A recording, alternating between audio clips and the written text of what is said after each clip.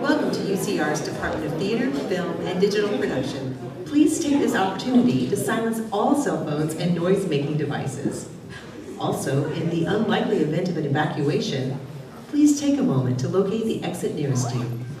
In the spirit of Rupert and Jeanette Costo's founding relationship to our campus, we would like to respectfully acknowledge and recognize our responsibility to the original and current caretakers of this land, water, and air, the Cahuilla, Tongva, the Seño, and Serrano peoples, and all of their ancestors and descendants, past, present, and future. We are grateful to have the opportunity to live, work, and create on these beautiful homelands. Enjoy the show.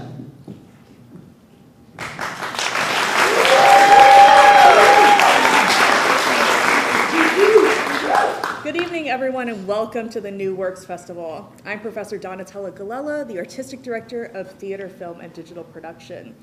On behalf of Managing Producer Emma Howard, Dramaturgy Producer Amy Jurgensen, and Marketing Producer Matt Harmon, we've been honored to share with you the playwriting theses of our MFA students.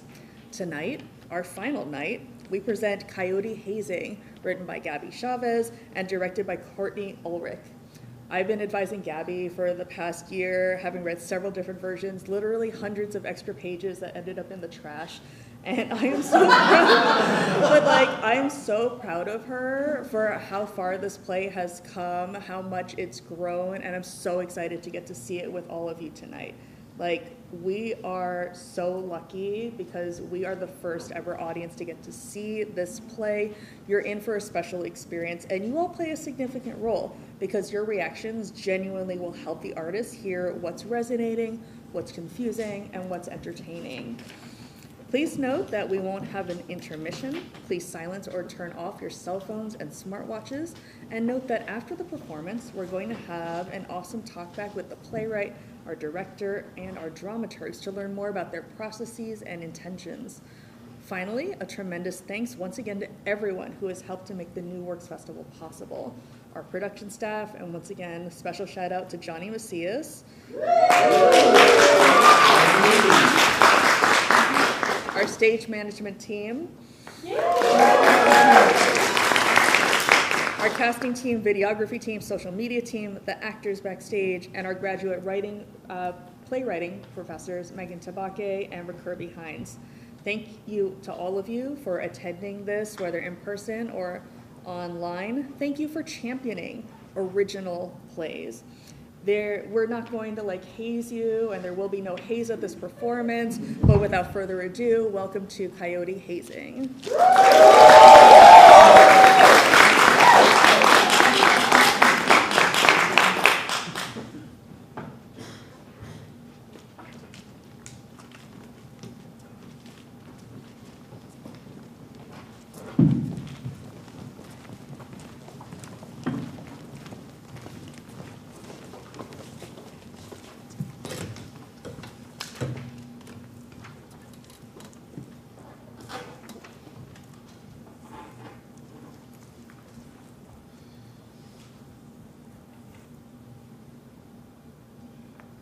COYOTE Hazing by Gabby, Chavez. Scene 1.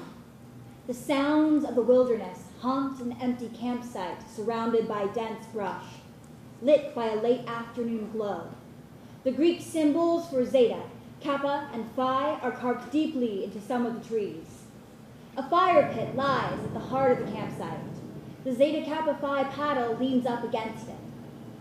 Stop breathing down my neck. Let me see the map. Guys, please. Giving me a migraine. You can't even read the map. I can read a stupid map. Really? No, but he won't let me try. Didn't you ever shut up? Bruce, you've had the map for a while. You don't need the map. How much further? It says we're close. That's what you said. Don't. Great, even more trees. That's what it says. You said the same thing like an hour ago, dude. Let me see. He's right. Says we're right on it. They really went all out for us. Do you think being a sarcastic prick is helpful, or...? Guys, over there!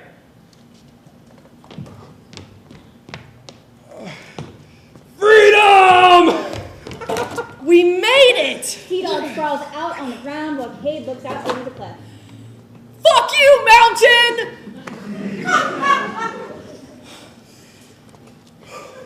Careful, I am not jumping in after you. Sure you won't, Dad. Statistically, if you die, my chances of getting in increase. Dang it! Cade, be careful! We're all getting in. Why else would Zane bring us here? 'Cause the house smells too much like puke and piss. Guys, I think this is where we become Zetas. You better be right, dog. My ass is all kinds of purple from that damn paddle. I'm pretty sure my liver's doubled in size. I haven't slept a full night and I don't even know. We just need to push a little longer. I can feel it. We're close. That's what he Don't. said. Ha! Booyah! Who says booyah? Sam, we've been at this how long? 4, 5 weeks? After all the shit we've been through, you think Zane will let us in after a stupid hike? You're always so negative. It doesn't hurt to hope. You want us to smile while being tortured? It's just a small bit of torture for a lifetime of brotherhood, and in Zeta, no less. Better be worth it. It will be. Sure, we're hungry and dizzy and dirty, and I don't know when the last time I ate was, but there's something beautiful here. Wow. Yeah, I guess. Are you crying? Hell nah, man. It's my freaking allergies acting up. I can't wait to be brothers. Beautiful, isn't it? Just me. Exactly. I'm proud of you boys. We started with 20 pledges. Now you are the last 4 standing. Bruce, you've been carrying our brotherhood's GPA. Timothy. T-Dog. Timothy, you're the best plug we've had in a while. You bring my mango mayhem. T-Dog produces a joint from his pocket. Zane takes it. Why is it wet? We've been hiking for hours! Zane throws the joint off the cliff. T-Dog wonders. Sam, you embody what a pledge is. A guy who follows first and asks questions later. And Kay, our little superstar on campus. Zane ruffles Cade's hair. That UCLA game was really something. Now we've got all kinds of eyes on Zeta. Zane picks up the paddle. Zeta, is more than a fraternity. Zeta is a brotherhood, a generational brotherhood of excellence. We only take the best. Are you the best? Yes, big brother! Are you? Yes, big brother! All right then, let's get started. Started? You didn't think drinking a 40 and a little hiking was your final test, did you? Little? It took us all day to get up here. And that will be nothing compared to the mountain you'll be climbing tonight. Dude, if I have to climb one more hunk of a rock... Then you will do that for Zeta, right? For Zeta. That's the spirit. Every single Zeta from the past 100 years has crossed the threshold for pledge to brother in this exact spot. The founders, the other guys, me. We all had a moment where we knew we belonged here, up on this mountain. Now, it's your turn. Phones. Wait.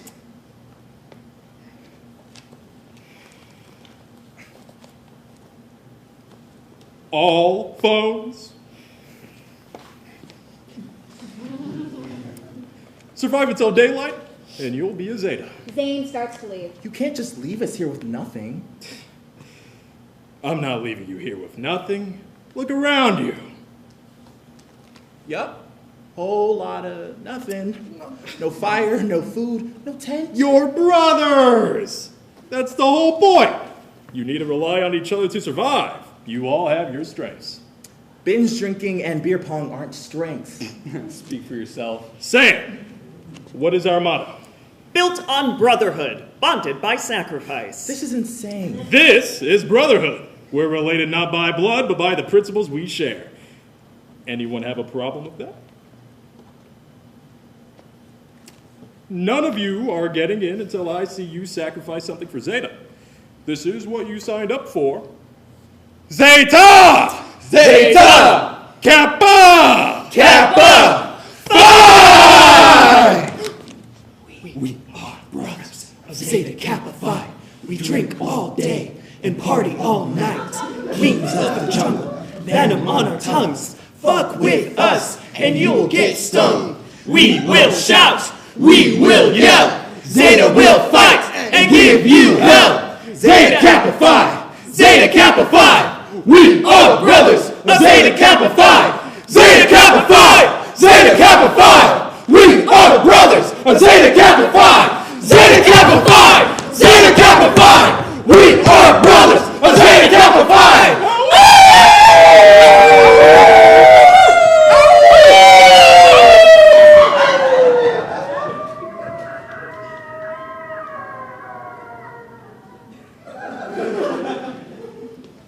Scene 2.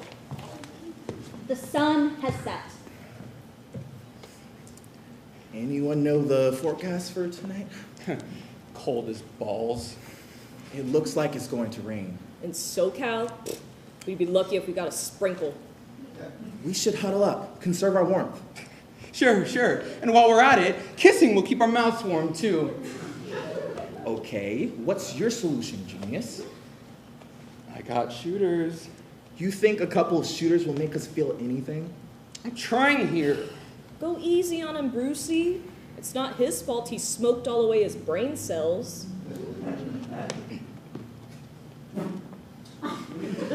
Does anyone have anything useful?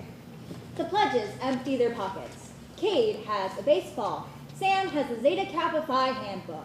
Bruce has a mini first aid kit and his inhaler. T-Dog pulls out a mess of receipts, wrappers, and coins. Great, so we're screwed. Hey, I'm the only one who brought anything helpful. This is helpful. This is everything we need to know to be in Zeta. He meant to help us survive, not to suck up to Zane. At least I brought something relevant. It's not like we're playing baseball up here. Watch it, kiss ass. This ball is more valuable than you are. T-Dog pulls out shooters and a lighter from his back pocket. T, you have a lighter. I told you, it's T-Dog. I'm not calling you that. That's what the streets call me. You can't keep calling private school kids you sell wheat to the streets. You ever have campus police chase you 3 days on foot? No, and neither have you. Check my file, dude. Very nice. Now, how about that lighter? A body like this wouldn't last in jail. I'd be passed around like a basketball in the NBA. T! Lighter. Chill, Dad. I told you guys to stop calling me that. Daddy issues. You want to survive or not? It's right here, damn! T-Dog tries his lighter. Nothing. Damn. Shit's empty. It's fine. We'll just die up here. It's one night. One night is all it takes for us to get hypothermia, or be bitten by a venomous spider, or eaten by coyotes, or get so hungry we start to hunt each other for food. Wait, if it comes to that, we should figure out who we're eating first. Is that really our top priority? I don't think it should be me. I got too much muscle from baseball. I'd be too chewy. Unless you want to get high off your asses, you can't eat me. What about Bruce? Guys, I'm the only one with first aid knowledge here. what about that fire? Sorry, Sam. Looks like it has to be you. How would you even cook me without a fire? That's a later issue. Don't worry, you got time. But we have to agree, or else it'll be every man for himself. You guys suck. All in favor of sacrificing Sam for food? In an emergency? Majority wins. You guys think I'm useless? No. Just expendable. And only in an emergency. I lasted just as long as you guys did. I got my bid, drank my weight in beer, threw up my weight in beer. I'm going to be in Zeta. Where are you going? We need firewood. We can't even start a fire! That was out of line. You all agreed with me. Don't you think it's unfair to pick on him? If he wants brothers, he's gonna have to get used to it. You're really tough on him, though. I bet he's jealous. Of Sam? He is Zane's favorite. Yeah, he's Zane's yes man. Trust me, these guys say this is all about brotherhood and sacrifice or whatever, but the second they get bored of their little toy, he's out. Hate to say it, but Zeta doesn't need him. Don't say that to his face. Yeah, that's cold, dude. Am I wrong?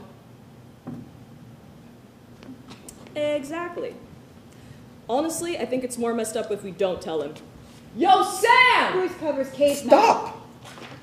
He has the right to know.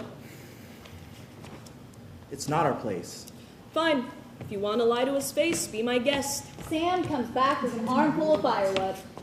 Okay, MacGyver. We still don't have a way to light it. Sam grabs a couple of sticks. Dude, there's no way. I've seen my dad do it once. That could take hours. It's not like we're in a rush. Let me focus. You heard him. He knows what he's doing. Sam finds what could be used for tinder. He prepares for his fire-making attempt. He'll give up eventually. Sam rubs the sticks together, furiously. He starts huffing and puffing. Do you need some privacy with that? The others stop at first, but eventually realize that Sam actually has a chance at making this work. They all draw closer to him. He starts to slow. Don't stop now! Sam speeds up again. He gets a spark. It grows into a flame. He throws the tinder into the fire pit. No freaking way. I did it! You did it! You really are MacGyver. This guy. Thank God you aren't completely useless. All hail the Firebringer! Bless thee, Firebringer. Good job. What? Good job. Damn. I know. I heard you the first time. Fire! Hoo-ha-ha! Fire! Hoo-ha-ha! Fire! Hoo-ha-ha! Fire! Hoo-ha-ha! Fire! Hoo-ha-ha! Scene 3. An hour later, the pledges sit around the fire quietly. Is it tomorrow yet?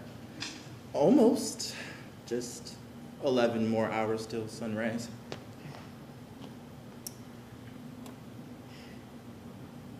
What if Zane's tricking us? And the real test is to see how long till we realize we don't actually have to stay here. Doubt it. The real test is getting branded. That's just a rumor. Nah, all the guys said they were branded. And you believe them? So our big test is just sitting here all night? You want to be branded? Fuck yeah! Michael Jordan got Omega branded on his chest. Shit's baller. But he's Jordan. You're Timothy. I told you it's Tito.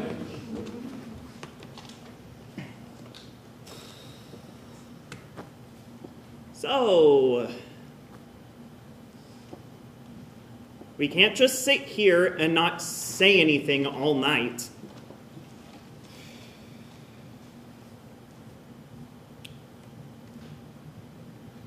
You were really awesome against UCLA, Cade. We lost.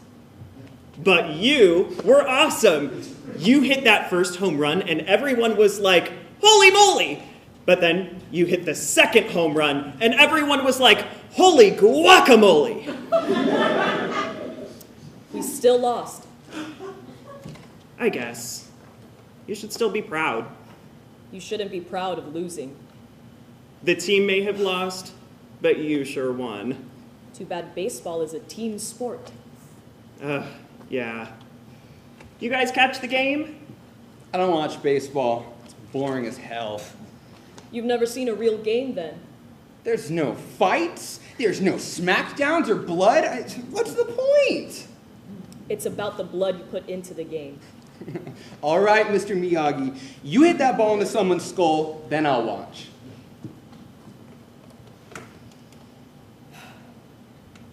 You think you'll go pro? It's not really up to me. I think you could.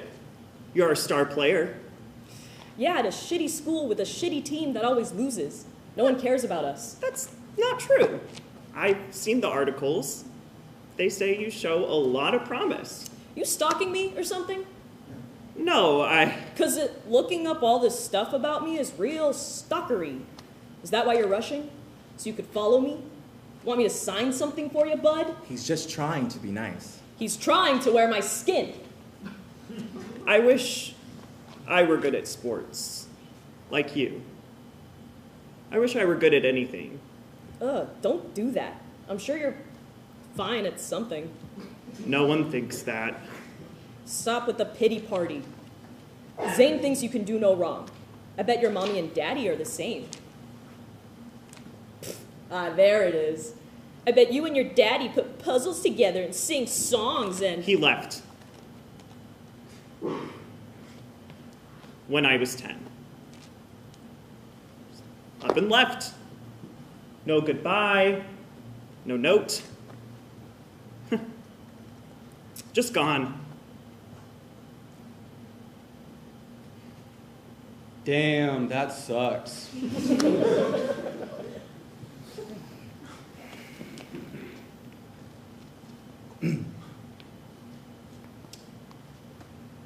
You built the fire. You're good at that.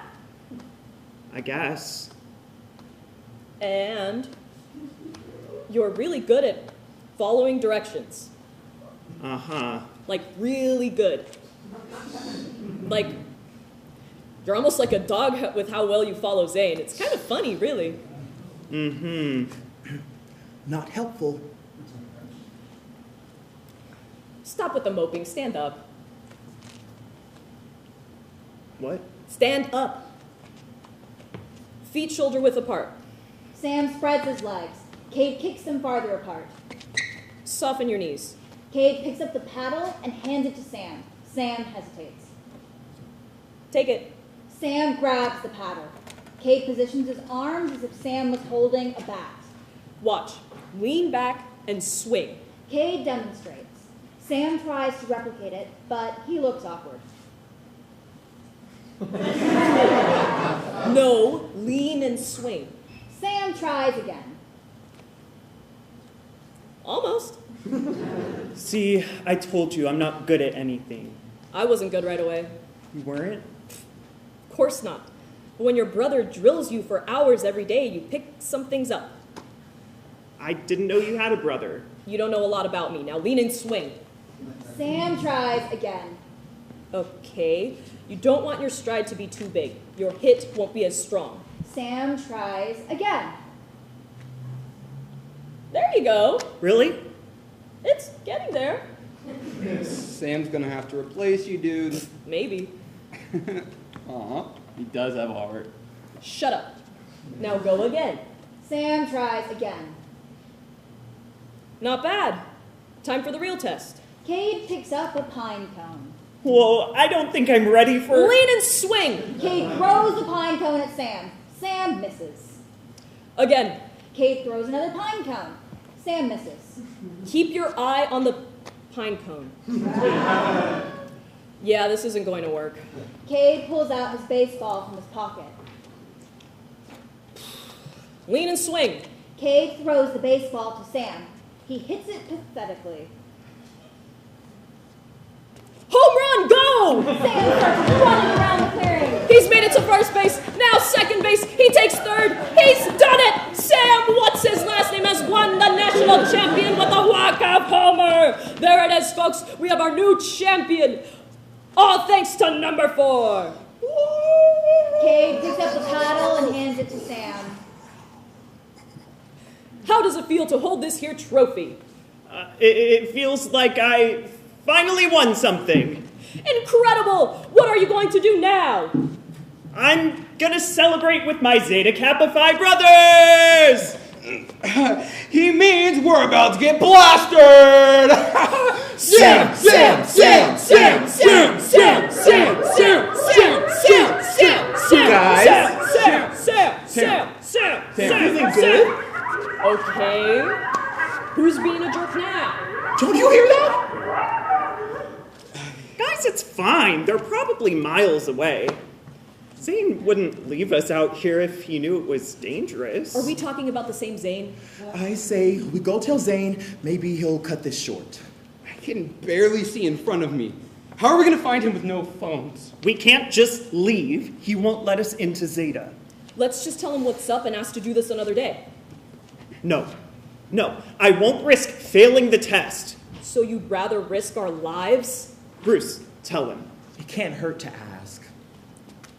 Please don't. I'm going to look out for the team. I get pledging isn't supposed to be easy, but damn, I didn't think he was trying to kill us. Zane is not trying to kill us. Maybe not on purpose. I'm going to be in Zeta.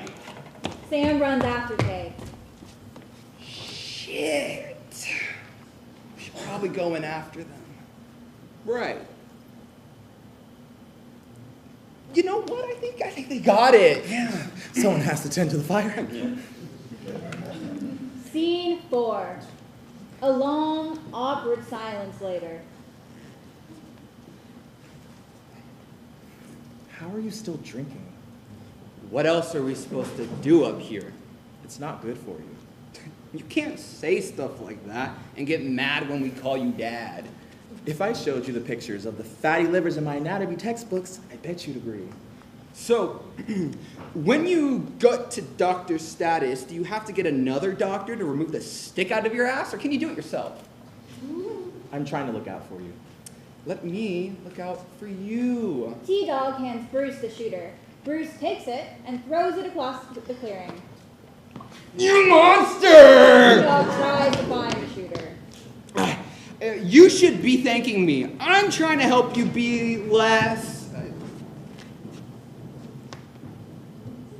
What if I like being? That's cool. Then you'll be one of those doctors who don't even have stickers, have an average marriage, do nothing but crosswords when you retire, and then die of a brain aneurysm when you're 81. Sounds perfect. You do know that stickers are for child patients, right? Dude, that's like discrimination. That's not... Look, the point is, all this rushing and frat shit is the time to act stupid. Drink whatever, party whenever, piss wherever, and then in a few years, you can be a soft-dicked, boring-ass doctor. Frats are supposed to be based around philanthropy.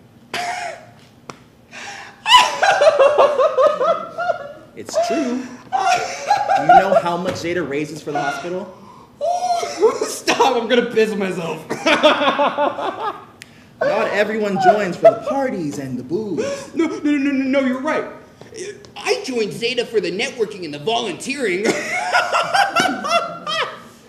Not everyone has a trust fund, you know? What'd you say? Some of us have to drop out whenever and live off our parents' money. Some of us have to man up and take care of others. No, fuck you, you lame mother... The sound of glass breaking rings through the clearing. I think I found my shooter. Stay calm. Right, calm. Like there totally isn't glass in my fucking foot. Right. Ow! Stop. Ow. Sit down. Bruce finally catches him and forces him to sit on a rock. Take off your shoe. The glass could stay stuck in your foot. You don't want that, do you? T-Dog slowly takes off his shoe, revealing a bloody sock. Why is everything spinning? Stop looking at it. Take your sock off. Bruce pulls out the first aid kit from his pocket. You know, having glass stuck in my foot could be kind of baller if you think about it. Bruce pulls out some tweezers from the first aid kit. T-Dog pulls his foot away. Bruce grabs it back. Drink. What? Now you hesitate? Oh. Bruce starts picking out the glass. You're lucky these pieces aren't tiny. You're lucky I don't beat your ass. I wouldn't have stepped on it if you hadn't thrown it. Do you want my help or not? Bruce cleans and dresses the wound. Try not to put any pressure on it. Bruce pulls out a sticker book from his backpack. Here. No way! I always carry them for my younger siblings. You can pick whatever you want. T-Dog grabs a big sticker and sticks it on his shirt. I don't get why they stopped giving these out. I mean, I already feel like 10 times better. I didn't know they gave them out at all. You go to Dr. Evil or something? We go to my uncle. When I dislocated my shoulder, he gave me some whiskey and shoved it right into place. Listen, you can hear a click. Bruce moves his shoulder a few times. Ooh, damn, that's badass! I probably would have felt a lot better if I got a sticker after. My siblings do. You kind of remind me of my brother. Because he's the coolest one in your family. The most reckless. He gets to be when I'm the one taking care of everything. Wish I had siblings. You wouldn't if their entire lives revolved around your choices. 7 of them. I've got 5 brothers and 2 sisters counting on me. Damn, your parents are freaky, huh? Ew. I have to do what I can to help. You ever just chill?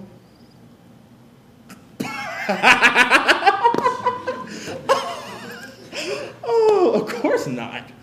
Maybe one day, all I have to do is get into Zeta, use their connection to St. Mary's Hospital, do 1 million volunteer hours, get into med school, become a surgeon, and make enough money to support my entire family. Then I can just chill. Being an adult sucks.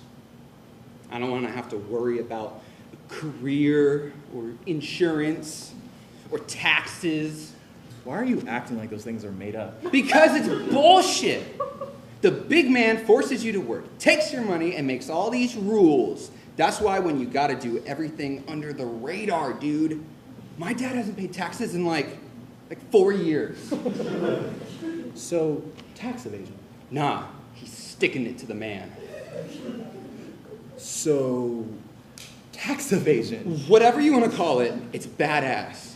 He doesn't take shit from nobody. Not no boss, not the government, not my mom, not since the divorce, or anybody.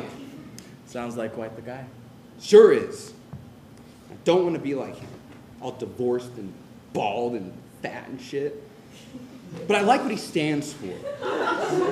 He always tells me, you can't be the man the world wants, only the man you need to be. Be a man. Be a man. Be a man. I am a man. And that's still not enough. I gotta have purpose or some shit. I don't got a good purpose like you, Bruce. My dad's the biggest douchebag I've ever met. Maybe I'm worse. But like, douchebags always end up with everything. Look at Zane. I am. Hey, Zane! Oh, he's just another cokehead on a power trip. He's harmless. I don't know. Behind that backwards cap and those veneers, there's crazy written all over him. If I were a pledge master, I'd be so chill. You? You'd be way worse. Nah, I'd just be like, pledges, just chill out and hand me a beer. Are you kidding me? You'd be power tripping so hard that everyone would quit. At least I wouldn't make anyone kill themselves. That's just a rumor. Nah, my plug knew somebody a couple years back that was rushing Zeta. Didn't get in, and... T-Dog imitates a noose around his neck. Zeta would be non-existent if that were true. Are you kidding? You know the kind of trust fund kids the guys are. One call from one of their parents and anything they do is gone. Poof. Just a rumor. What did we get ourselves into? Some cult shit, dude. Tonight better be the end of this rushing stuff. I feel like it will be, one way or another.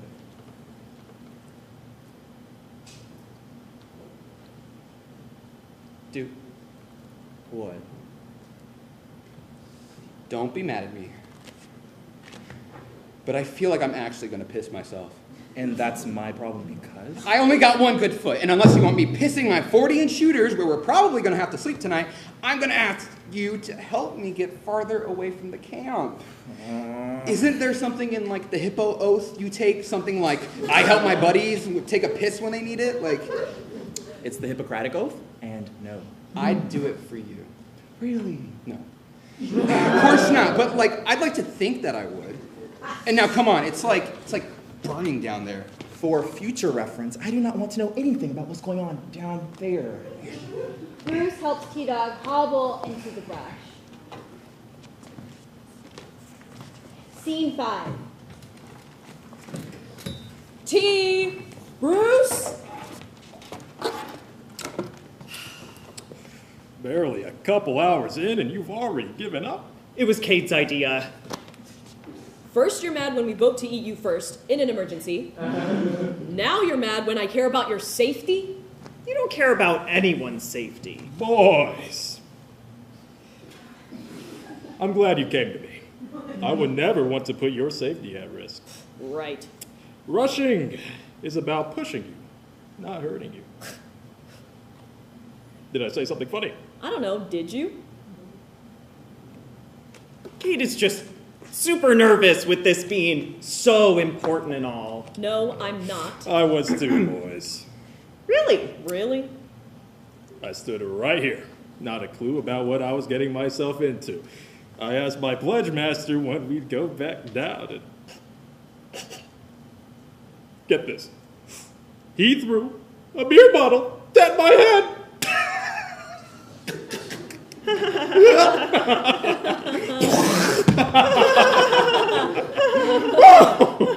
When I tell you pledge, ask another stupid question and it'll be your head next. Woo! Good times. But that was years ago. Zeta has changed so much. There you two. What happened? I may or may not have glass in my foot forever now. I thought I could trust you all to look out for each other. You can. Splitting up? Getting injured? Look, I don't want anyone to feel uncomfortable or to do anything they don't want to. Rushing Zeta is a choice, and it's not one to be taken lightly. Of course, we're taking this choice very heavily. The problem is, we have all these pesky pledging rules. Pledges must complete all the tasks we ask of them, and blah, blah, blah. You know, stuff the geezers made up to make Zeta more exclusive. So we can't leave? Whoa! I did not say that. You can leave, but unfortunately that would mean you are actively quitting the pledging process and won't be accepted into Zeta. But you are right. The conditions are not great up here. So you'll give us more supplies? That's another one of those pesky rules. How about those who want to leave can leave, and those who want to stay can stay? Love the problem solving. But the rules do state that once a group of pledges comes up the mountain, they shall succeed together or fail together. Darn these rules. How can we make this fair? How about a vote? All in favor of leaving and not becoming Zetas? All in favor of staying? The fuck, guys? This simply won't do. We need a unanimous decision. Yeah, we do. We need to unanimously get our heads out of our asses and leave. Let's revote, shall we? Bruce. Cade, I thought you wanted to leave. It's only a few more hours. Sam, please. I already got 1 foot full of glass or in the grave or whatever. We're so close. All in favor of staying? I knew you would make the right decision. Here, a reward. Zane throws 1 stick of beef jerky. Thanks, Zane. No need to thank me. Just looking out for our future Zetas. Zeta! Zeta! Zeta. Okay. Zeta. Now, if you all change your minds, don't hesitate to come get me. But I will say, your sacrifices will be worth it. Scene 6. The pledges, except for T-Dog, start attacking the beef jerky. They savor it. T-Dog, you have to get some of this. I'm good. You must be starving. I said I'm good. I think it's good, Sam. I thought we were good, dude. I told you why I can't leave. How are you going to help your family if you die up here? Can't you just sit here until sunrise? You know, the street's got a word for traitors like you. Una rata. T, you don't know what you're saying. T-Dog, dude, it's T-Dog, dog, like wolf, because I'm a loyal, down-ass fool. You want to be a dog? Then sit. T, you could give the guy rabies. Trust fund prick. That was nothing. Let me really show you why I'm T-Dog. Fight! Stop! You're like animals. Starving animals. Is eating Sam on the table yet? We could have gone home and eaten anything we wanted by now. But we didn't because brotherhood is more important than... Surviving. That's not what I was gonna say. That's how you're acting. What wouldn't you do if Zane asked?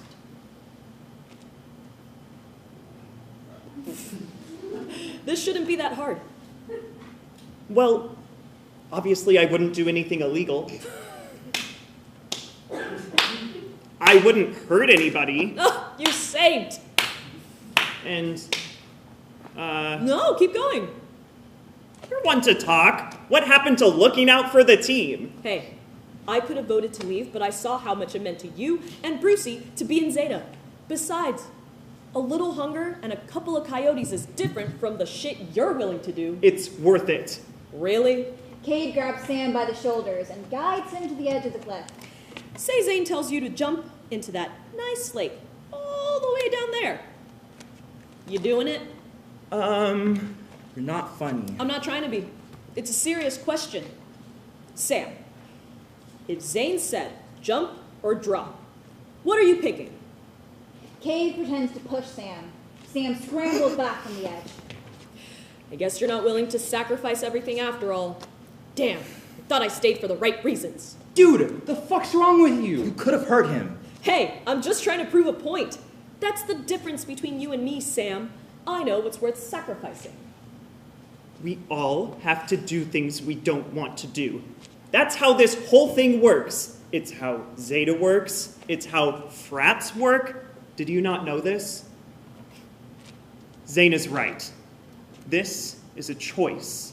Easy for him to say when him and the other guys are enjoying their time in that nice, cozy cabin. You saw it, Sam. They're just drinking beer and eating pizza while we sit out here like dogs. Pizza? Oh, yeah. I saw cheese, pepperoni. What am I missing, Sam? Once we're in, we'll be living it up in the cabin, too. Sausage! That's what it was. Meanwhile, all we get for a 6-hour hike is a 40, a power bar, and a stick of beef jerky. Sounds fair to me. While you were complaining, we could have found some food by now. You're right. We could have gone to the cabin and stolen their shit by now. What? I bet you these spoiled brats have boxes on boxes of pizza that are going cold right now. Okay, so you are trying to die. They're too busy getting trashed to notice. Wait, which spot is the pizza from? Don't entertain him. Gino's. Oh, shit! Tea! It's Gino's, dude. I'm a grown boy. I need real food. They aren't going to find out. But what if they do? You think they got stuffed crust? Oh, I can guarantee they got stuffed crust. Stop listening to him. This is sabotage. We can't expect to survive without sufficient supplies. We can't expect to survive if we steal from them. Well, we are going to get food. Feel free to starve here. When Zane realizes you're all gone and that I'm the only one who listened to him, he'll... They won't catch us, right? We got the advantage of the dark. What if Zane decides to check on us while we're gone? You guys better be ready to run. Little problem here. You just gotta outrun Inhaler Baiter over here. Asthma is a serious condition. This is a stupid idea. Stupidly badass. You sure you don't want to join? I'm loyal to Zeta, not you, you losers. Cool. More for us. Scene 7. An hour later, Sam takes his Zeta Kappa Phi manual from his pocket.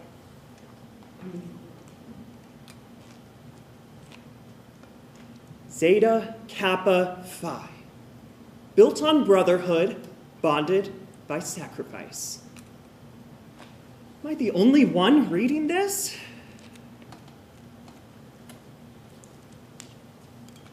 Really saved us with that fire, Dad. I hope you're okay, wherever you are. I'm all right.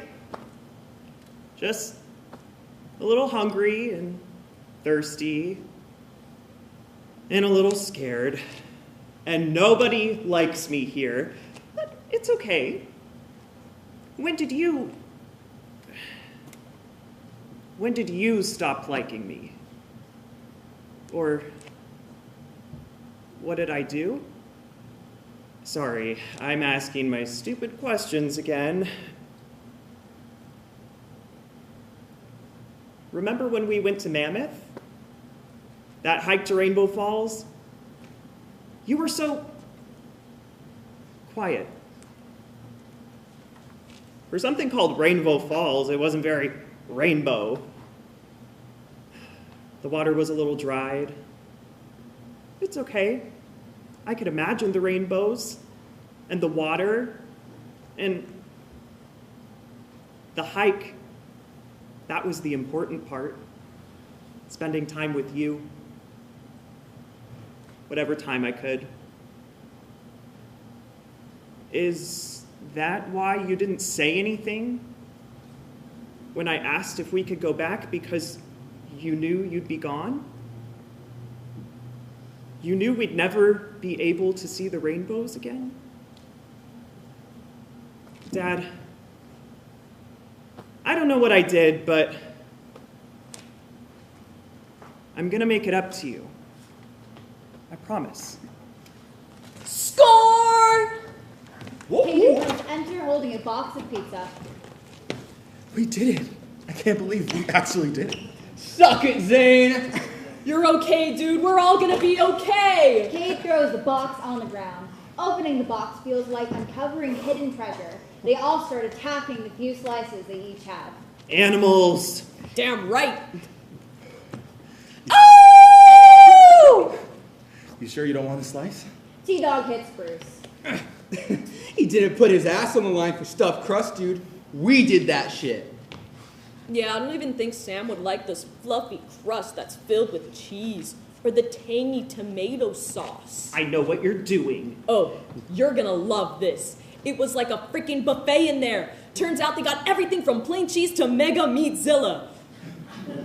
Do you know what is on a Mega Meatzilla from Gino Sam? I don't care. Double pepperoni, double ham, and double sausage. Or was it triple all that? I'm not going to betray my brothers.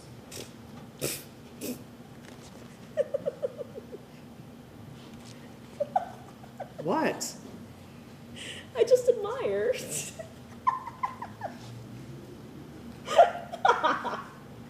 I can't help but admire how dutiful you are to Zeta.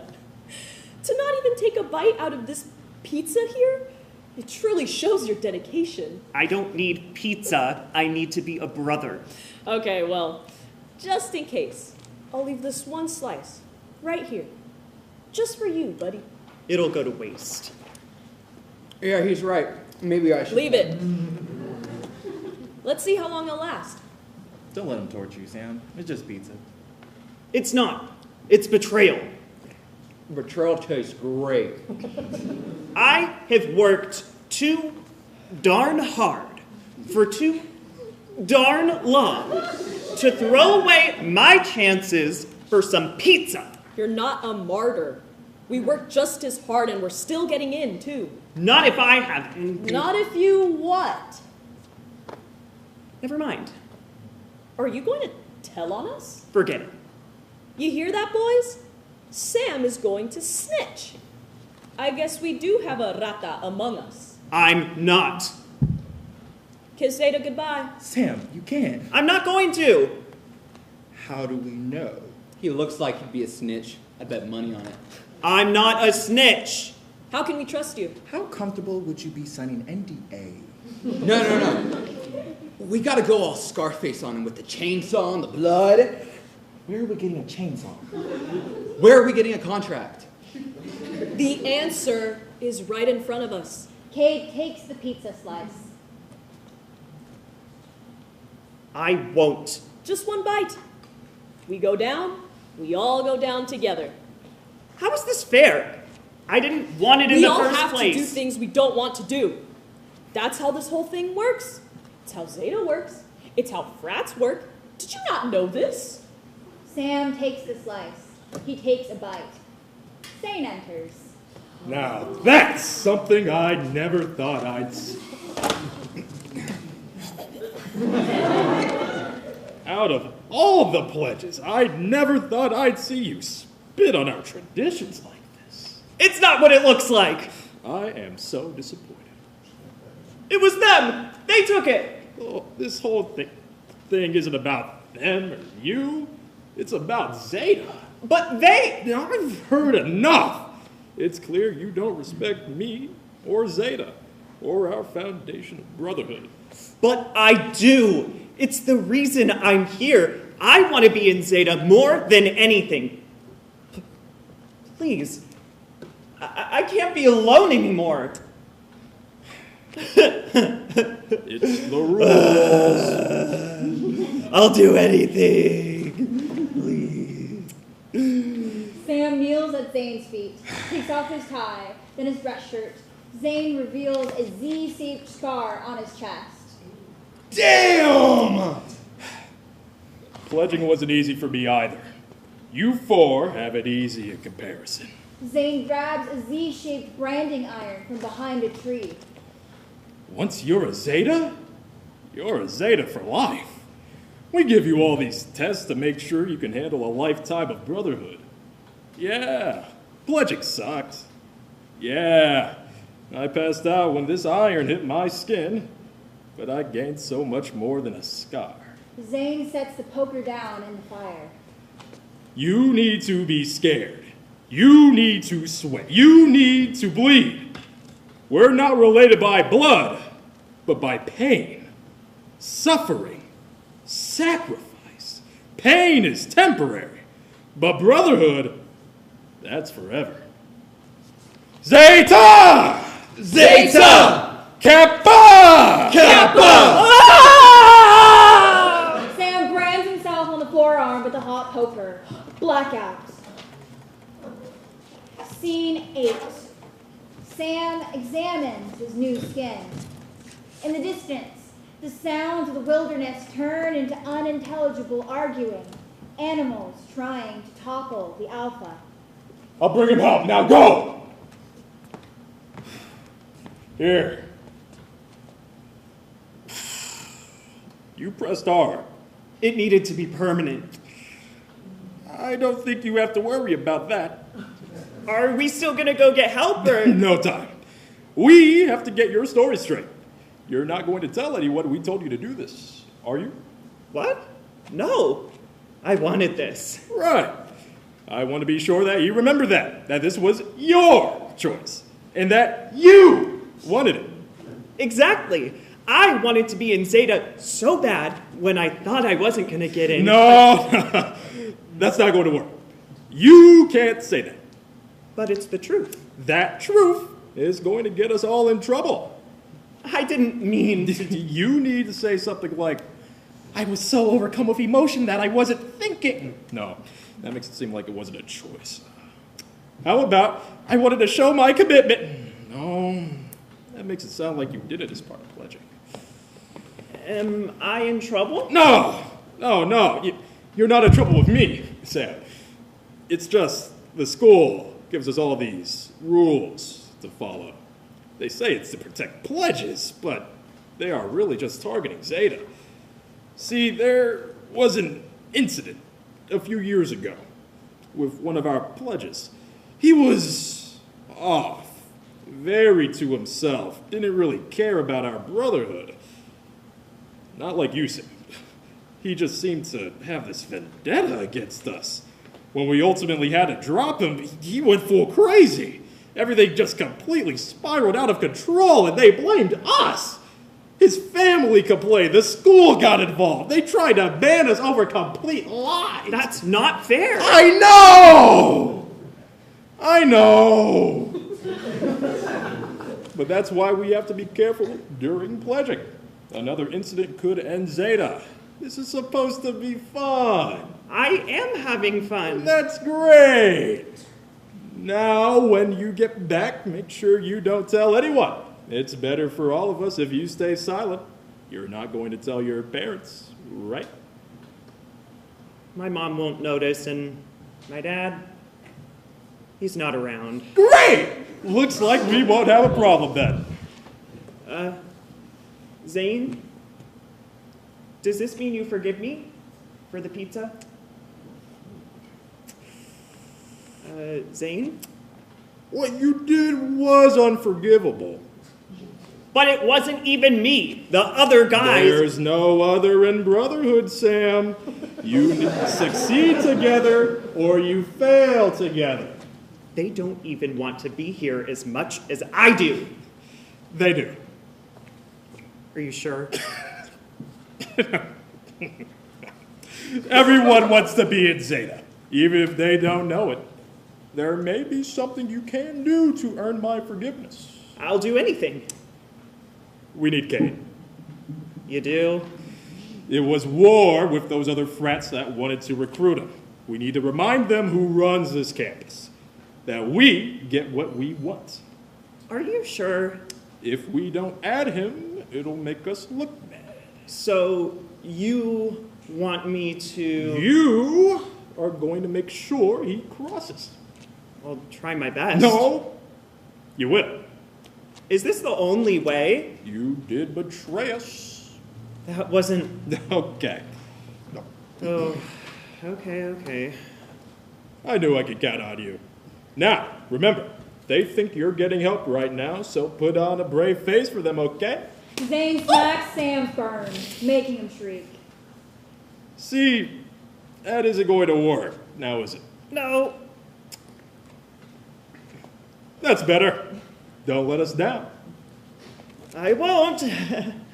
You can't just say it, you have to swear. Okay. I swear. You have to have stakes to swear on. I swear on... Zeta? I need to know that you're serious. I swear... Any day now. I can't. I'm not asking for a lot. I swear on Zeta that I won't let you down, or our brothers down, and that I'll get Cade to join. Zane hands the paddle to Sam. Good. We're counting on you. Scene 9. It's been a while at this point. Sam is getting worried. Guys, I got good news. I'm all better now, so we can keep going. I know what you're doing. It isn't gonna work on me. We're supposed to do this together. You know, like a team, like brothers. You'd think that after all we go through, you'd take this more seriously. If you want to throw it all away now, what was the point? I'm hurting, but I'm still here. You guys can't make it through one night? Maybe I'm stronger than all of you. Guys?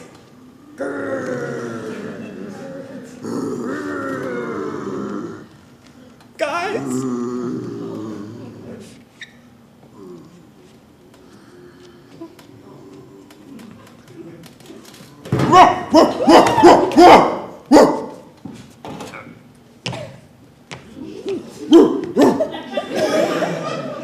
Dude, we got your ass. You were totally about to piss yourself. Kate and I got him. It's not my fault. My foot's messed up. Yeah, kinda is. Someone didn't fix it right. Do you want me to put the glass straight back into your foot? You got awful bedside manner, Doc. You have a problem? Just go to one of the doctors out here. Oh, wait. There wasn't one. You guys suck. Hey, we were just trying to make you feel better. How was making me fear for my life supposed to make me feel better? You really haven't had brothers before, have you?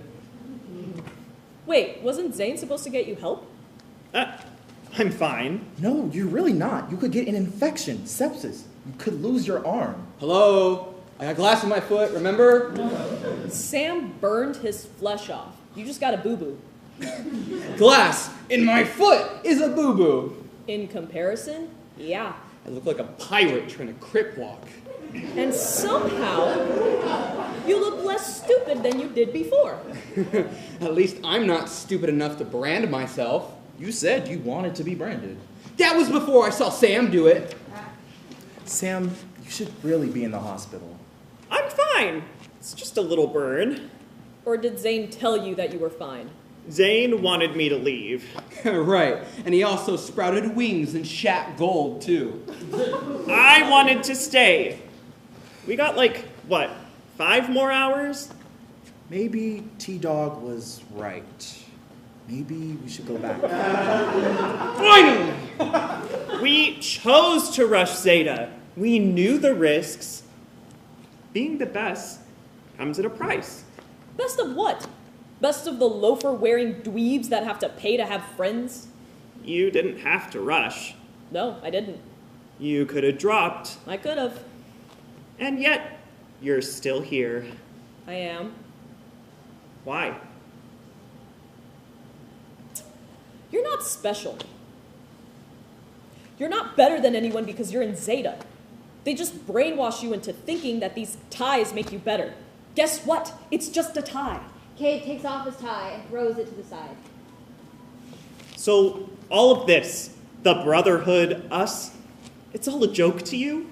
Pretty much. Why are you here?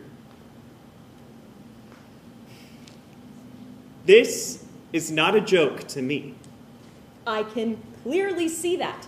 Anyone can see that. I thought you wanted to be brothers. I already had one. That's more than enough. Why do you want to take this from me? I'm not taking anything from you. It's Zane taking any kind of dignity you have left. Zane is helping me be part of something. Being in Zeta isn't going to change anything. It isn't going to help you graduate or make your daddy love you.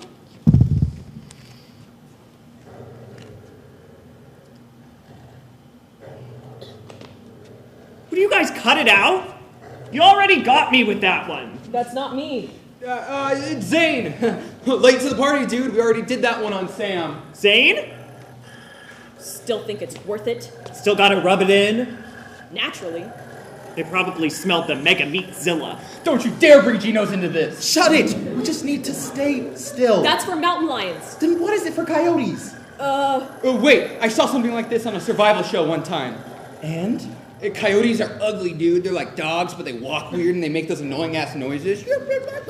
T, how did they get them away? I don't know. They were like, you gotta haze those coyotes, dude. So we forced them to drink beer and memorize all the founders' names?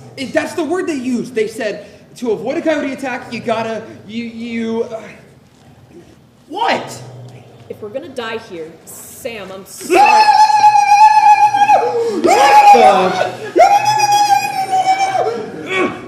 Get big, fuckers!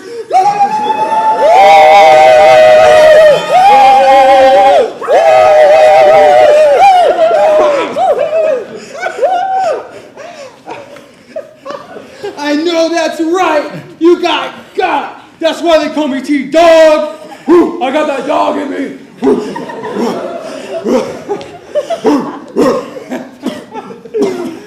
You good?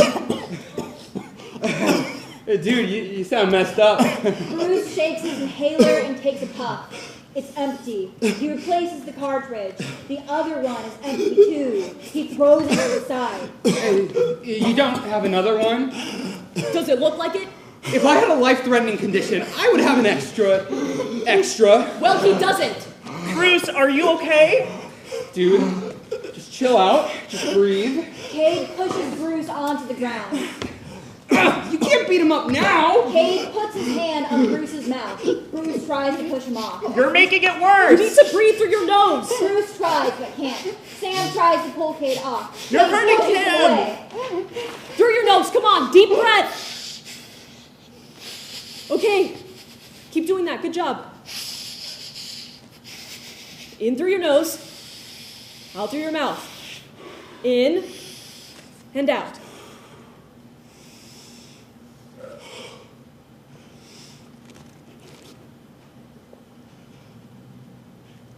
Thanks. Shut up. You shouldn't talk. You okay?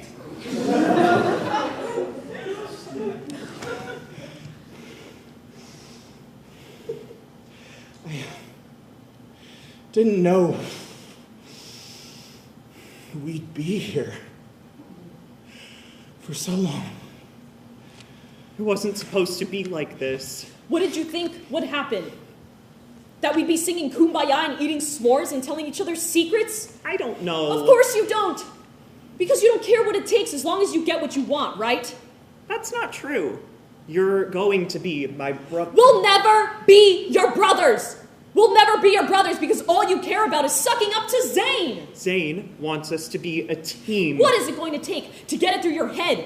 Zane is screwing us over. He doesn't give a fuck that T-Dog can't walk, or that Bruce is one laugh away from an asthma attack, or that you burned your flesh off. He does. He just wants us to succeed. Look at us. Does it look like we're succeeding? I'm done arguing with you. There has to be a point where we say no. We only have to stay out here for a few more I said I'm done arguing with you. Maybe I am weaker than you, Sam. I thought I needed this as much as you, but clearly not. I'm done. Cade starts to leave. Sam tackles Cade. They fall to the ground.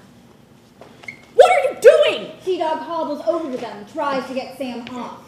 This kid is feral! Sam! Sam scrambles off of Cade. What are you? Sam runs over to the cliff, holding the baseball over it. You wouldn't. You don't know what you're doing. I don't think you do either. Just stay. I'll give it back if you stay. Are you going to stay like that the whole time we're out here? Hold me hostage? Don't make me do it. Sam tosses the ball and catches it. You really think this is brotherhood? It can be. Let me show you that it can. Cade steps back toward the others. See, Was that so? Sam loses grip of the baseball. It goes over the edge. Cade runs to the ledge, but it's too late. Cade. Why did you do that? Kate, he didn't mean to. That was mine! It was an accident. Bro, it's just a ball. Cade grabs the paddle and raises it above Sam's head. Cade is about to strike, but stops inches above his head.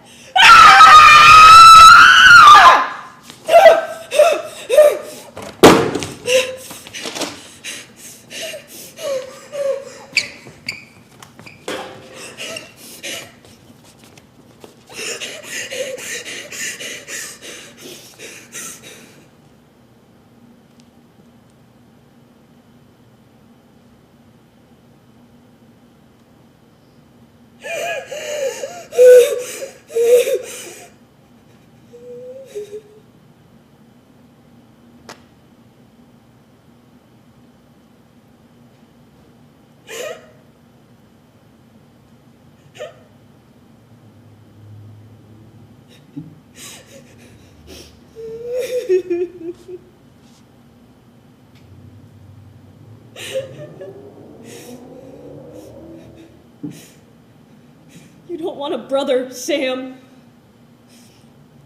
They suck.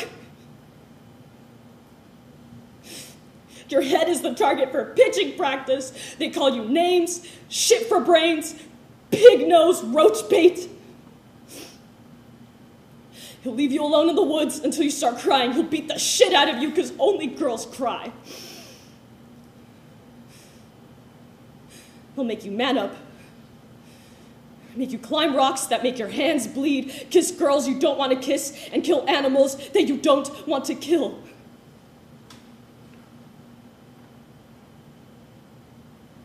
He'll tell you he loves you one time, once. When he goes to college, he changes. He won't call you roach bait. He looks like someone else was throwing baseballs at him. You ask what's wrong. I'm fine, he says. I'm fine, I'm fine. Your mom cries for hours before she tells you that he's gone. It takes another hour before she says he did it himself. No note. It takes 3 days before you find a baseball that says, "For Cade from Kai."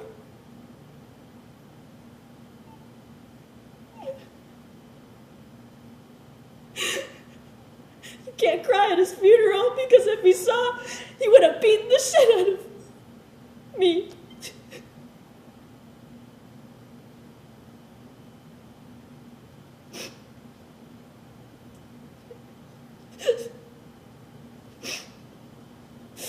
This damn mountain, this damn brotherhood. They're not your brothers. I'm not your brother either. I will never be your brother, Sam. Because I would have left you with more than a stupid fucking baseball.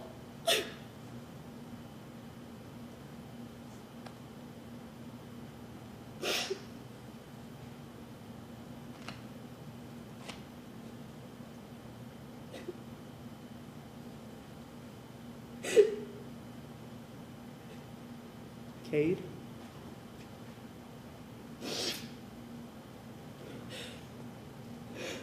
Cade,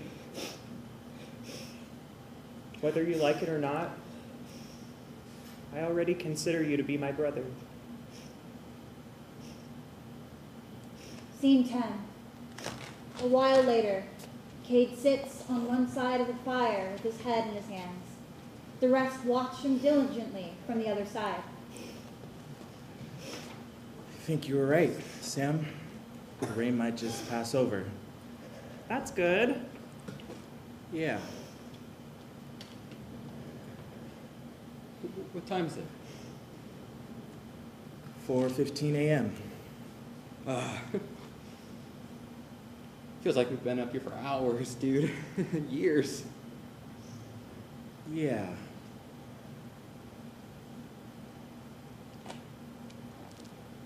Just checking. Are you still not talking to me? Leave him alone. I need to fix. I think you've done enough.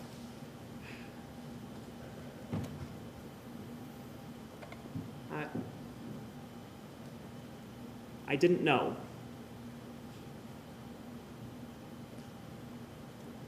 I shouldn't have done that. Nope. I wish I hadn't done that. Same here. Your brother, was he in a frat? Trying to be. He didn't get in? No. Why? Why do you care? I care about you.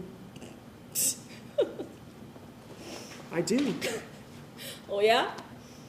Enough to leave and help me find my ball? Right. Some brother you are. Look, right after initiation, we'll go look for it. Who said I was going through with initiation? You have to. Who says? You made it this far. Well, I don't want to anymore. Does anyone want to?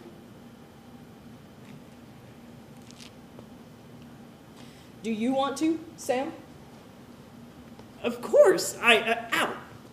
Your arm? Yeah.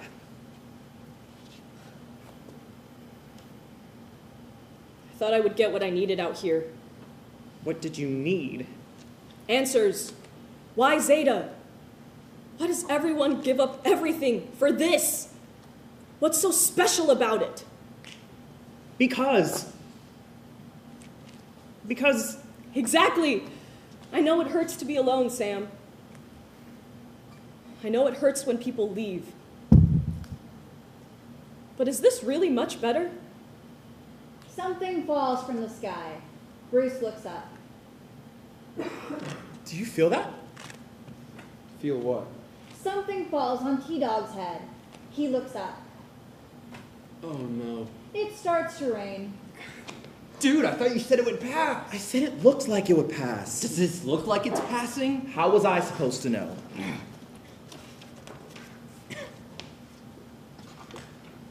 Dude. The fuck? This is serious.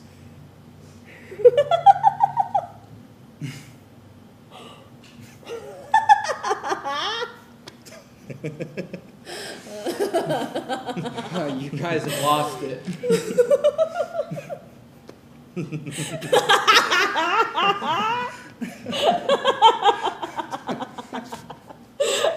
Guys, we can figure this out. We just have to stay calm and... Cade takes off his shirt. He lies on the ground like a starfish. He submits to the rain.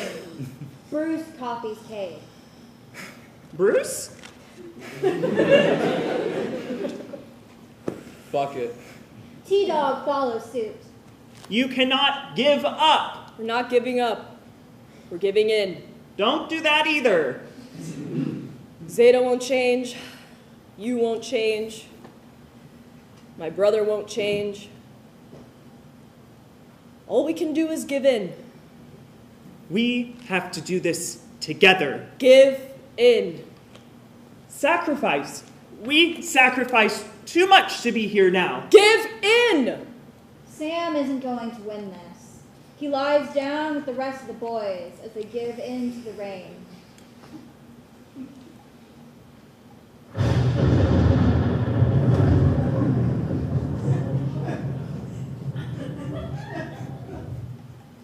Scene 11. The rain has subsided, but the boys are still lying in the muddy earth. Are we immortal? Why don't you jump off that cliff and find out? Dude, we almost died like a billion times out here. But like, we're still alive. Are you sure? You mean like we're in heaven? If you guys are still here, then that means it's hell. My own personal hell. But what if this is the reason that Zane brought us up here? To sacrifice us? That I could believe. No, like to almost kill us. Bring us so close to death that we can feel it, see it, and then pull us back. Make us build a fire, fight 1 billion coyotes, sit in the rain, so we can't be afraid of anything anymore. My dad would say, men don't just sit back and let life happen to them. They grab it by the balls and make it theirs. He smells like cigs and pickles all the time, but I get what he's saying now. It's a miracle you survived this long. That's what I'm saying. We're experiencing miracles up here, dude. Maybe we're gods. Dude, you're so right.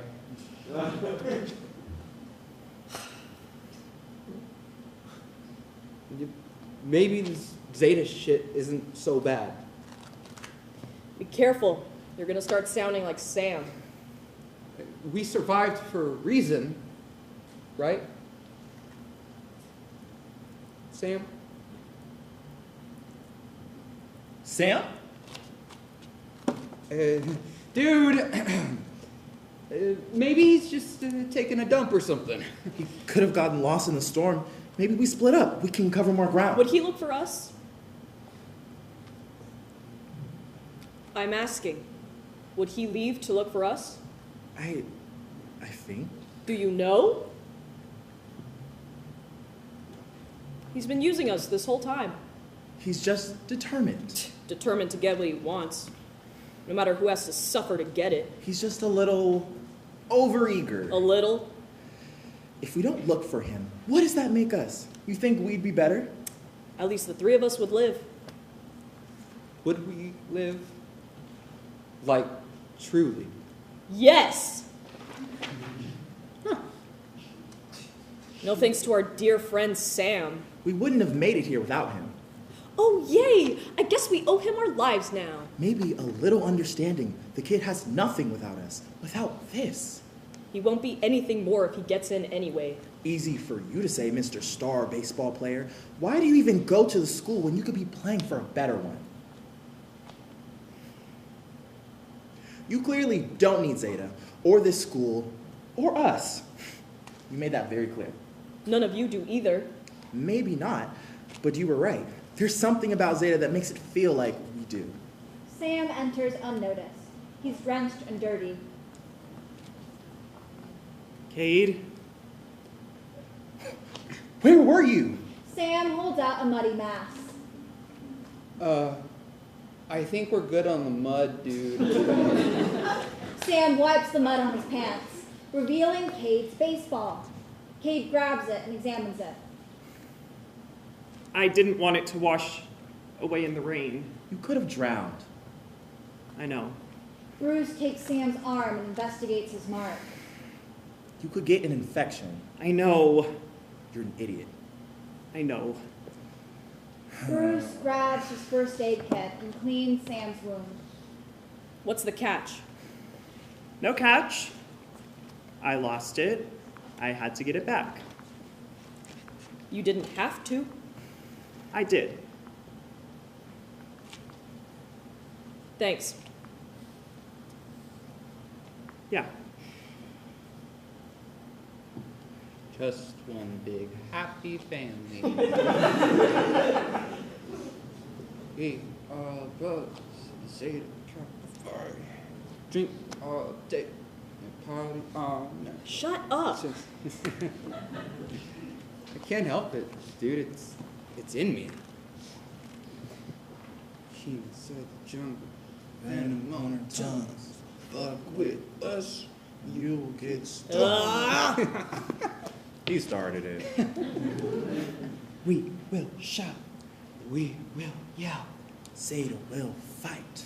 I give you hell. The pledges huddle up with their arms around each other. Zeta Kappa Phi, Zeta Kappa Phi. We are the brothers of Zeta Kappa Phi.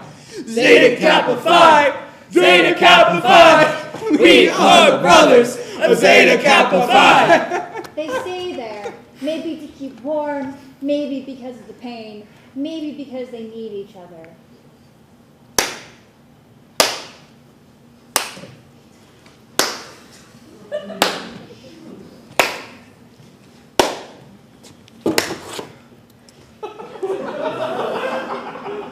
just when I was about to lose hope. Are we done? Zane looks across the canyon. The pledges follow his gaze. The sun has started to rise. We did it? We passed the test. We passed! But first, Ugh. you will cross the threshold between pledgehood and brotherhood. It's happening! It's really happening! Technically, once we get back and you pay your dues, then you'll officially be part of Zeta. But one thing at a time. Zane grabs the paddle. Zane sticks it in the fire pit. Built on brotherhood, bonded by sacrifice. You sacrificed your comfort, your bodies, your safety, all of you. Put your left hand on the paddle. Repeat after me. I, as a brother of Zeta Kappa Phi. I, as a brother of Zeta Kappa Phi, Promise to uphold the sanctity of our brotherhood. promise to uphold the sanctity. No, What? I won't. Okay. You just have to put your hand on this paddle and... I'm not joining. You're not? You do what you want, Sam. They're not going to turn me into one of them. I like your spunk, Cade. We need more of it in Zeta. I promise. You put your hand on that paddle, you take this oath, and we'll make it worth it for your As life. Zane approaches Cade, Cade spits in his face.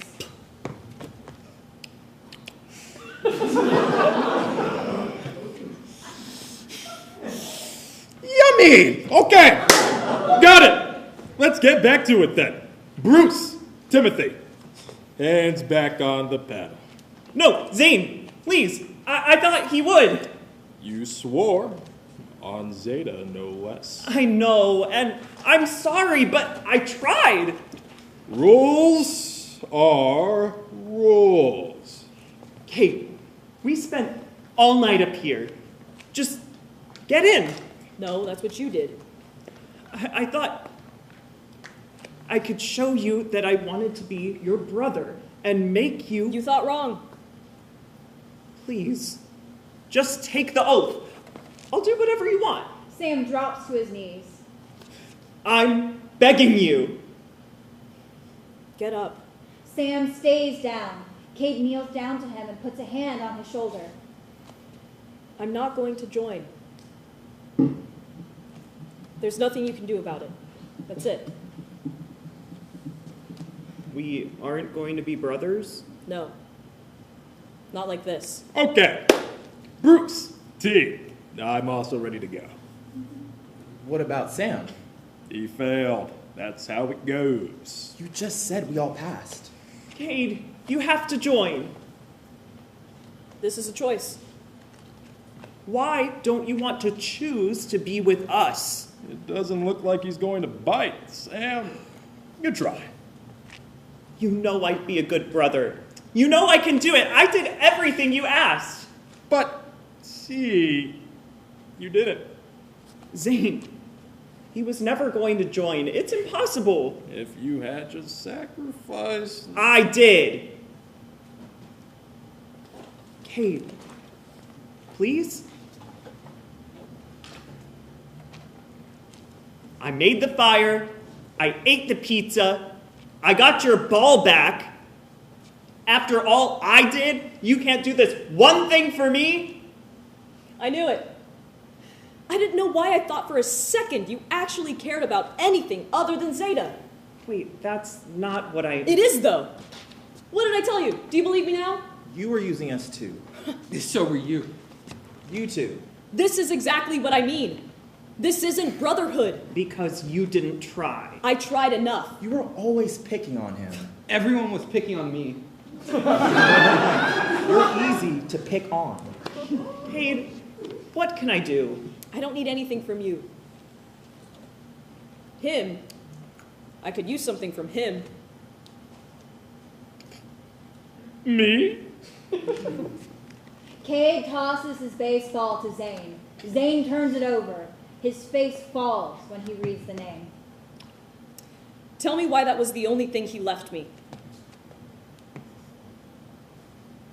I don't. You do. You were there. I think I deserve to know what happened to him. You are his brother. Was. You knew Cade's brother? He knew him very well.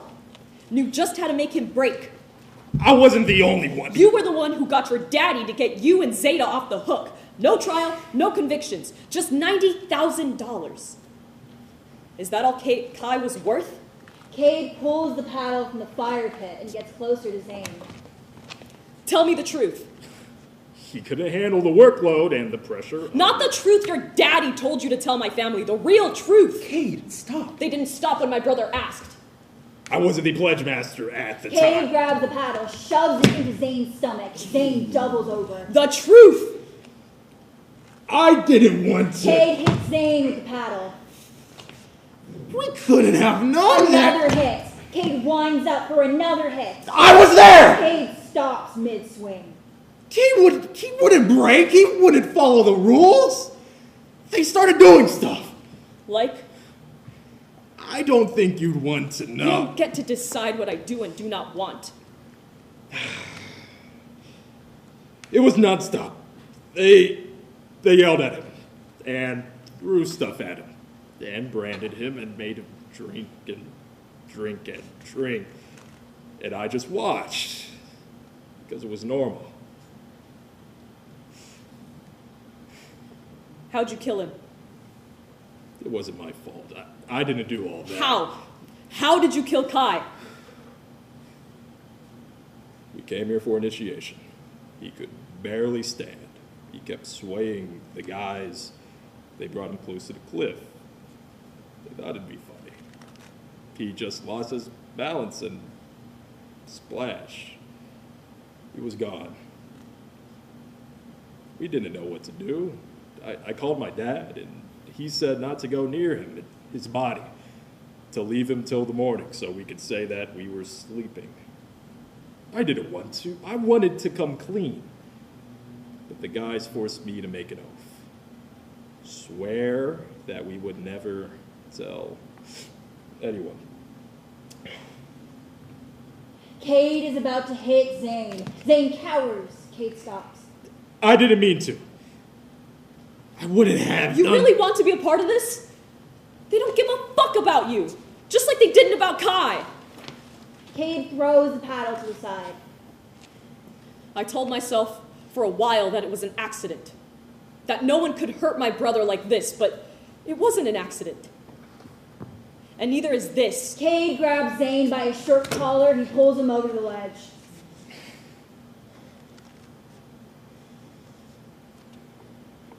Zane, what principle is Zeta built on? Sacrifice. Louder! Sacrifice! This is true sacrifice. Right before Cade lets go, Sam grabs the paddle, hits Cade off the cliff, and grabs Zane. Splash. Zane scrambles away from the ledge. Bruce and T-Dog run to the ledge. Cade! We have to go get him. Not again, not again, not again. Maybe he's okay. We have to check. We can't! But Cade is not!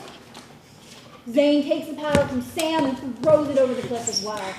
What are you doing? We need to go help him. It's over! We have to save ourselves. You expect us to go along with what you say? They won't listen to me. But you're... I'm nothing to them. Trust me. It's either Cade or us. Cade is one of them. You really think the police are going to listen to a drug-dealing addict? I won't. Good luck with med school, then. You can't do this. It isn't me. It's Zeta. But they're our brothers. Not if it means trouble for them. Guys, I'm sorry.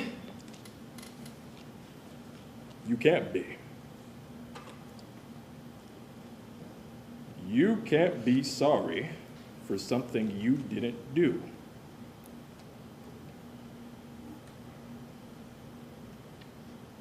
Cade was always off. always to himself. We tried to be there for him, but when he came up here, things took a turn for the worse. Zane picks up a sharp rock from the ground. He slices his hand with it. Blood drips. Zane hands the rock to T-Dog.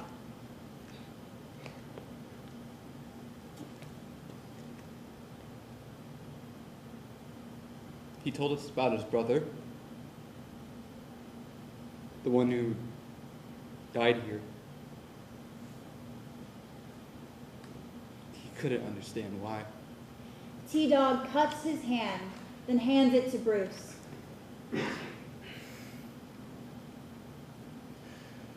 When it rained, he just sat out here. He said he needed to submit to the rain, to give in. Bruce cuts his hand and gives the rock to Sam.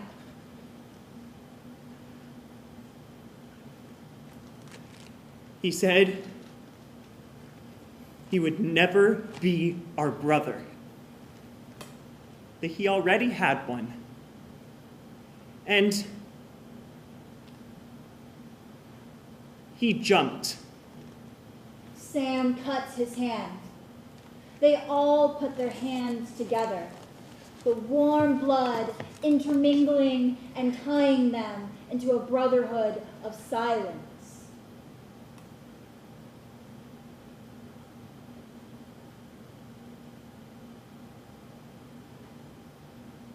End of play.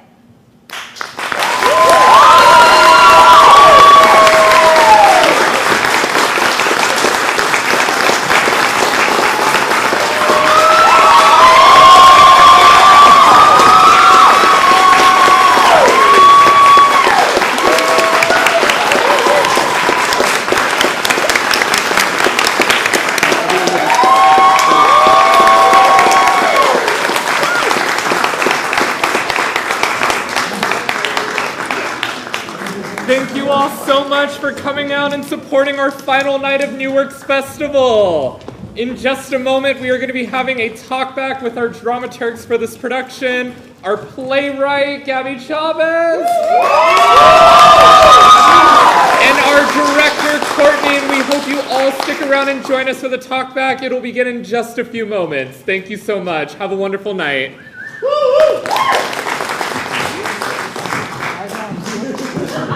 The worst thing is what is happening. I immediately was just like, I would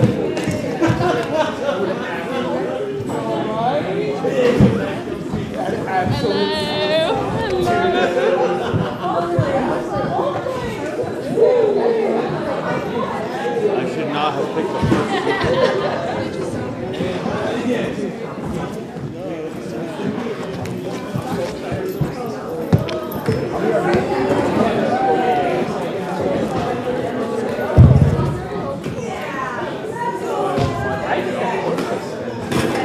I think more people die. I think more people die. Say hi to Abby.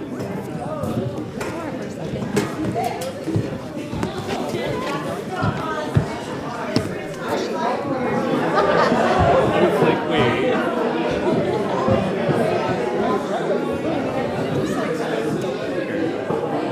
Not right now. Yeah. I didn't either.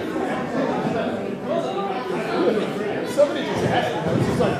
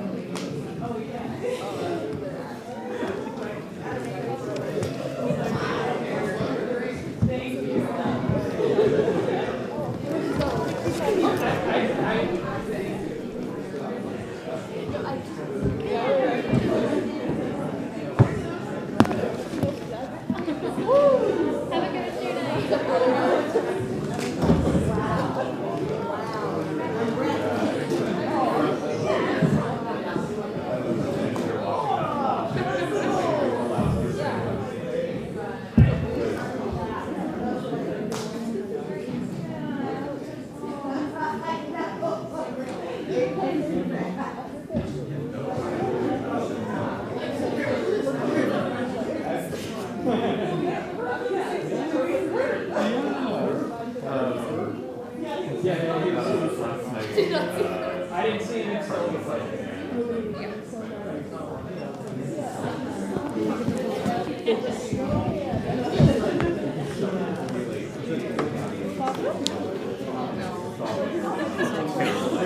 Yeah, I can go in.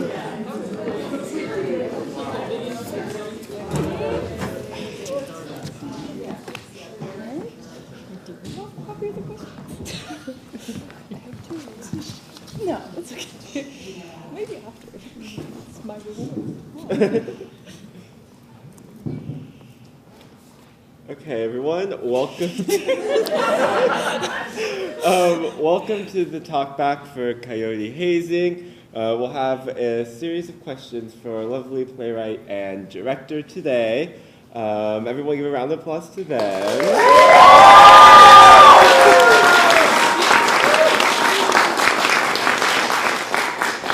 We should probably introduce ourselves. My name is Bailey Muse. I am the grad student dramaturg on COYOTE HAZING. My name is Colin Loveland. I am the undergraduate dramaturg on COYOTE HAZING. Oh, I am Gabby Chavez, and I wrote this play.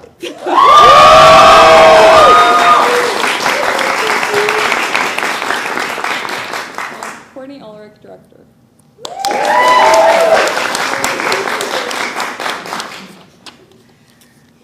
All right, so to start off, Gabby, I'm going to ask you the question everybody asks first. What was the inspiration for this piece? You know, as a frat bro myself, so actually I had a really close friend that ended up pledging, and I was very confused why, because he didn't seem like the typical frat guy, but he just felt very lost in life, and he kind of latched on to the ideas of brotherhood and, you know, just being a part of anything. So he was really looking for purpose, and he found a fraternity, and I just watched his kind of demise as he was being pledged and kind of forced to drink and do drugs, and it just ended up kind of dissolving our friendship. And there was something so like heartbreaking about seeing someone sacrifice so much just to feel like you have friends and to feel like a part of this big system. So. And then for Courtney, what about this piece made you want to direct it this year? I mean, I love the play, obviously, and I had the pleasure of working with Gabby last year on Emma Howard's play, which happened to be about a group of young girls, and I thought there was a really interesting opportunity to explore a different side of like a group of people in a much, both plays had a lot of darkness, yeah, but I think we're at this really, I mean, it's a big cultural conversation, masculinity, and I think it's really interesting that Gabby wanted to approach that and really investigate it. So our next one for Gabby. This is a question that I stole from a dear friend of mine and dramaturg. Her name is Melanie Anthony. Shout out to her. But basically, whenever she's working with a playwright, she asks them a question about their piece, which is, when you were in the process of drafting this play, was there a scene or a moment that you felt that the play revealed itself to you, or that it is the moment where you could pinpoint and say, this is the essence of the play distilled? Yes, that I could feel it in the room, and I'm glad that it came across, but it was Cade's monologue about his brother, just like that whole moment where he's just like crying and crying and crying. That was kind of, in a way, what I thought of first. Just like a moment where boys are just like, don't know what to do when one of them actually cries. And it is just, I wanted to make the audience uncomfortable. And I hope I did that. Oh, you have some nods and some nods, yes. Yeah, I think because it is just something that you don't see. There is this culture of men not feeling able to share anything personal, and that could be to the detriment of themselves. And so when this play was coming together in every single draft through hundreds and hundreds of pages that were thrown in the trash, this monologue, like maybe a couple edits here and there, it stayed because there was something so vulnerable and so just captivating about watching someone cry and cry and cry. Yeah, and I mean, I've talked about it with Gabby, but like that monologue, when I first read the piece, like it immediately grabbed me and I was like, wow, I was just absolutely stunned by it. It's my favorite part of the play also, so it definitely moves me and sticks with me probably the most out of everything in that piece. So you definitely accomplished your objectives there. And that's thanks to, I don't know where they are, but Sebastian, they did that. I gave them the words and I let them know, hey, this is kind of, no pressure, but this is kind of why I wrote the piece in general, to like dig at this idea of just what like male emotions can look like. Yeah, and I had the same experience with that monologue.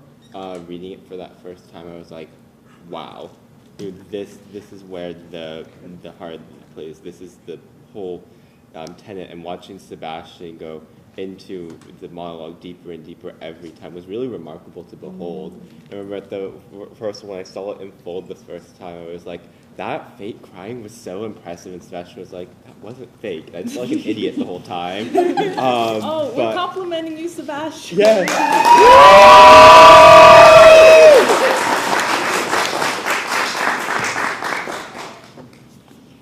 So great.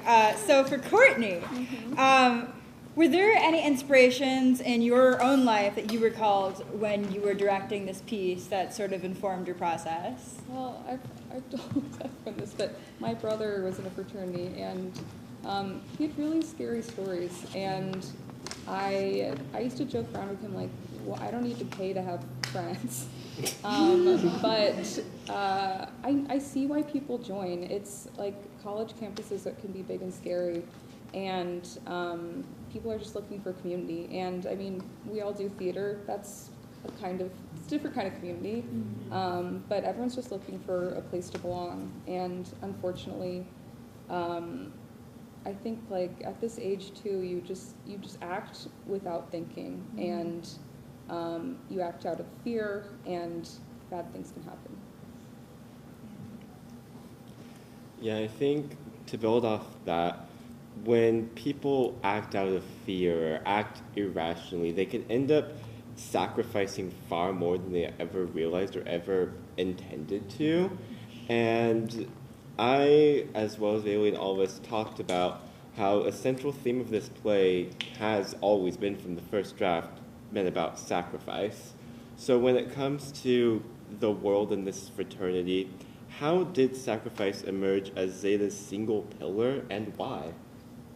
Yeah, so actually I didn't find sacrifice because I put technically draft 2 in front of you guys. So there was another draft where it was motivated by different hazing events, and I threw that away because it felt just like me giving into the stereotypes, and there was nothing intriguing about these characters or this play. So I was like, nah, no more. And then the next draft, I actually had 4 pillars of Zeta. So the 4 pillars of Zeta were going to be wisdom, resourcefulness, loyalty, and sacrifice. And I thought that loyalty would emerge, but ultimately, the more I kept developing this play, sacrifice kept being the heart of it, the engine that kept taking things from these boys. They were physically and emotionally sacrificing themselves for Zeta, which was, you know, kind of, you guys helped me come to that realization as well. So once I realized, ultimately, I am showing how much these boys are willing to sacrifice for Zeta, it was very clear how I needed to change everything to fit that. It's a very strong choice. Yeah. So for Courtney, a little bit of another note here. When you're directing new work, especially in a festival like this, there's a lot that has to be done, from developing the piece so the playwright can get it out into the best version possible to tell the best story that they can at the moment, and then also balance what the actors need to do and all the demands that they have, whether it be these really emotional scenes or just new scripts. And like, okay, what changed? How do I deal with that? So when directing new work, how do you balance supporting the development of the piece with the needs of the actors? I mean, I love new work development. I think it's a really exciting time as a director and a really exciting time as an actor to come in. Like, you're originating a character, and you get to be involved in like thinking about the character and talking about like, oh, this is making sense to me in this moment, and I'm reacting this way, and it starts to all kind of like build together. And it's I mean, fun to see and hear your words for the first time. I think my goal is always to, in the beginning, at the first like half of rehearsals, get the play to a point that the playwright feels happy with, and answer kind of the questions that the actors have and like make sense of the piece together. And then the second half is really like, how do I deliver it to the audience and give them the experience of a similar experience of what they would have seeing a stage production. Yeah, if you haven't been in a new play development space, it's a really tricky balance to be able to figure out. And part of the reason why this reading was so successful is because Courtney navigated that so beautifully. So we had a great captain at the helm. Honestly, I feel like there were times where I was like, I don't know what's happening with this play. And then Courtney's like, you do. Yeah. And like, also I felt like sometimes she would like say things, I'm like, that was what I thought. Yes, thank you. So it almost felt like she was like kind of helping me navigate this, like by being like almost like kind of conjoined to me in a way. I mean, sometimes you just need other people to kind of echo back the themes that you're exploring and hear what's resonating, and then you're like, yeah, it was all there. Yeah, and like Gabby was making cuts like right up until the absolute last minute. Not the trade secrets, Bailey. We can't tell the trade secrets. No, it was like this. It came out fully this draft. No, it was start to absolutely finish. no, but like it's a new development process, and like there's a lot of editing happening on the ground floor, and like Courtney would be just like on it, like, okay, we're going to talk about this scene, we're going to talk about like what words need to be there, what words don't need to be there, and it was a lot of just like, okay, how do we figure out this editing process literally on the fly? And that's something that can only happen with a director who just like is on top of it and is able to support that process so fully. Yeah, I mean, I also really think you did a great job of, I mean, you weren't precious with any of the lines, like you knew what needed to go and what needed to stay.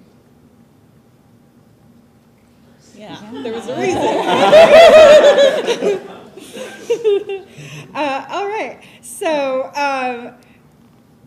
last set of questions, unless we have a little bit more time to ask like a bonus optional question.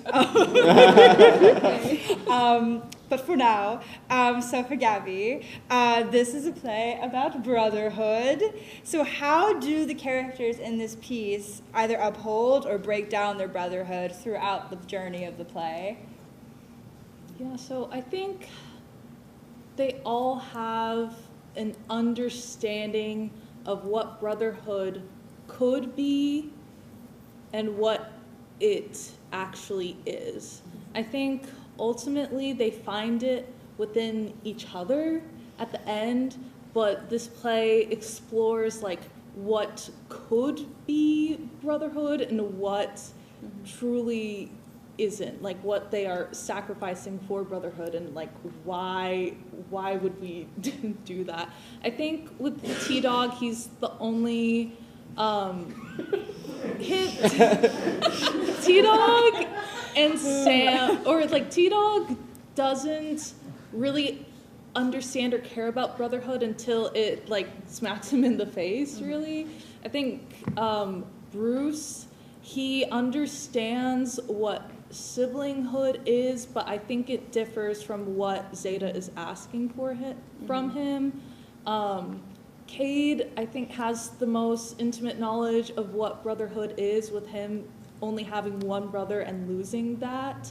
And then in the end, like, kind of trying to find it with these boys, but it doesn't replace what true brotherhood is, and he spearheads that idea. And then with Sam, I think I don't think he ever knew what brotherhood is or could be, and he strives for an idea that ends up destroying him. Yeah, thank you so much. And for Courtney, what is your favorite moment in the play? And is it different as a director than as a reader? I think that, I mean, when I was reading it, there's so many funny moments. I love the humor. Anytime the boys are just kind of feral together, and especially I love the chanting and the weird kind of ritualistic stuff that you made up. I mean, Cade's monologue is, of course, just something that I loved on the page, but then exploring it in rehearsal and then hearing it tonight was really powerful. And then I also just really like the ending, this moment that they all decide to become brothers in this really awful way. And we were talking about they're plotting, they're kind of coming together, but they're also remembering and mourning at the same time, and it's a really complicated moment. Yeah, it's such a striking final image, and it's one that emerged during the rehearsal process. And I'm really glad that was the image that we ended up on, and that the audience gets to take away. That seems like a really good spot to end a talkback. Can we all put our palms out? I think I'm going to pass on that one. But brotherhood. Did you learn nothing? There's rocks in the garden.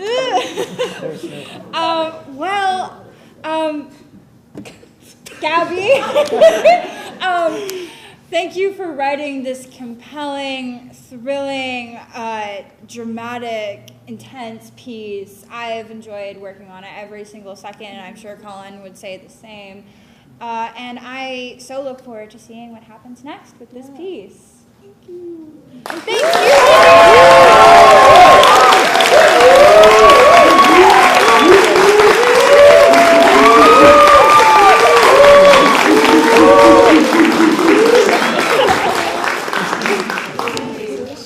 Thank you all so much. Have a wonderful night. Thank you. Thank you.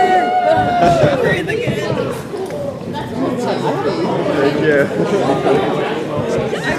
good. I was like,